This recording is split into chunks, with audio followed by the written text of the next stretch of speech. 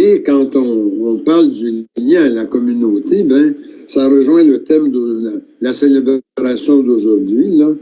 Hein, cette célébration des églises communautaires, hein, qu'on souligne aujourd'hui, le 3e dimanche d'avril.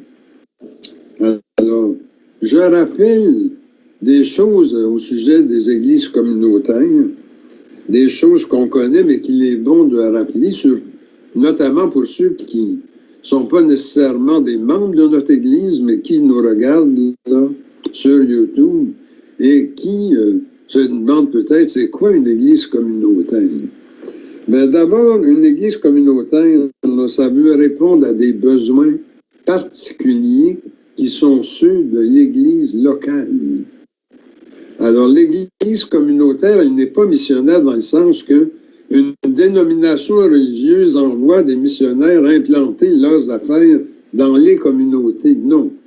La mission dans une église communautaire, c'est je rentre dans une communauté locale, par exemple, je suis à Gatineau, je suis à Ottawa, je me connecte avec ce monde-là, je saisis les besoins et je cherche avec eux comment y répondre avec une façon d'être dans la communauté chrétienne qui puisse satisfaire ces besoins-là.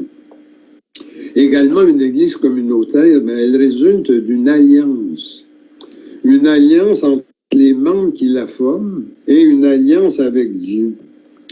Et qu'est-ce qu'il y a dans cette alliance-là? Ben, il y a une entente sur la foi et l'ordre. L'ordre au sens de comment est-ce qu'on va marcher, comment est-ce qu'on va fonctionner comme communauté chrétienne. Alors, et dans l'ordre, ben, on met la liturgie, le Saint-Ministère et la manière de se gouverner. Parce que l'Église communautaire, elle met l'accent d'abord et avant tout sur la façon de se gérer localement. C'est là que la structure de gouvernance fonctionne, s'établit et puis s'organise pour assurer la permanence de l'Église, de la communauté. Alors, ces choses-là, ben, quand on essaie de faire une petite histoire de nos églises, ben, ça a été exprimé dans 2 déclarations qui sont toujours des documents fondamentaux de notre tradition. C'est d'abord la déclaration de Sainte-Anne en Illinois en 1858. C'est à l'époque où les Canadiens français ont formé la première église communautaire. Et une autre déclaration publiée en 1890, qui a été faite à Duval, au Wisconsin, parmi les colons francophones de la péninsule du nord de Green Bay. Et cette déclaration-là, ben, ça va déterminer un peu une façon de faire qui va s'implanter jusqu'ici, en Ontario et au Québec. Alors encore aujourd'hui, là, dans notre façon de croire, de célébrer, de faire le ministère, de s'organiser, de fonctionner, ben, nous suivons toujours ces façons de faire-là. L'Église communautaire également, elle a une vocation très particulière par rapport à l'unité chrétienne. Une Église communautaire cherche à réaliser cette unité-là parce que c'est très important.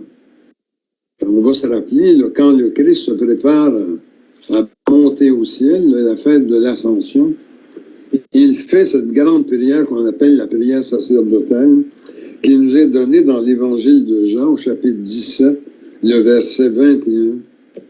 Qu'ils soient tous un, comme toi, Père. Tu es en moi et moi en toi. Qu'ils soient un en nous. Et là, écoutez bien ça, parce que c'est une partie très importante. Qu'ils soient un en nous pour que le monde croie que c'est toi qui m'as envoyé. C'est pas une petite affaire, là. Autrement dit, l'unité chrétienne, là, c'est pas une caractéristique à ajouter parmi d'autres. C'est une caractéristique essentielle parce que Il y va de la crédibilité même du Rédempteur.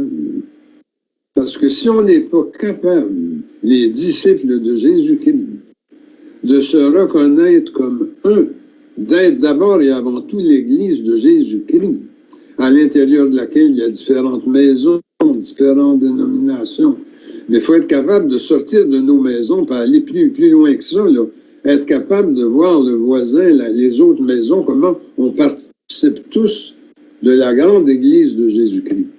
Alors nous autres, les églises communautaires, on veut témoigner de ça et on y travaille activement en participant autant que possible à des rencontres écuméniques. Et on va même plus loin que ça. On essaie aussi de se préoccuper de tout ce qu'il y a d'interreligieux dans le milieu. Comme ici dans l'Outaouais, par exemple, nous participons depuis plusieurs années au comité interreligieux de l'Outaouais et qui organise chaque année la belle journée de la religion qui se fait généralement en janvier, là, pas mal en même temps que la semaine pour l'unité des chrétiens qui est entre le 18 et le 25 janvier. Alors voilà, je pense, l'enseignement qu'on peut tirer des textes d'aujourd'hui, se perfectionner